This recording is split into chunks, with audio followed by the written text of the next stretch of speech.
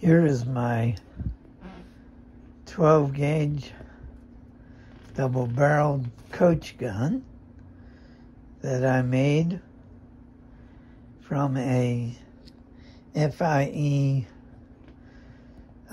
12 gauge shotgun that I had purchased in the mid-1970s. It had a barrel length of somewhere around 30 inches on it. The original finish of the stock was kind of an ugly greenish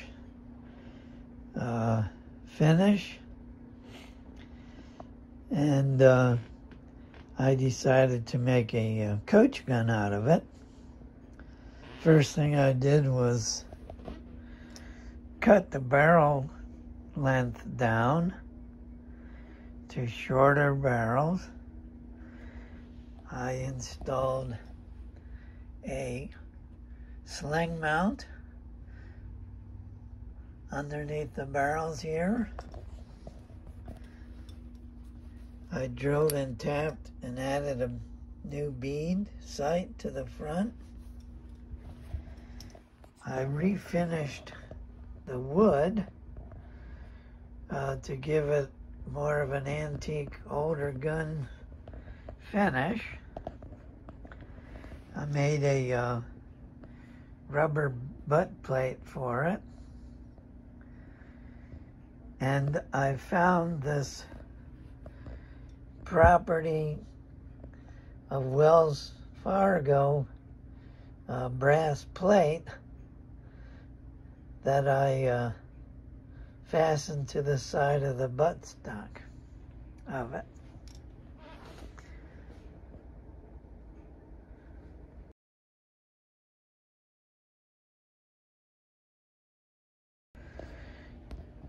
It has double triggers on it.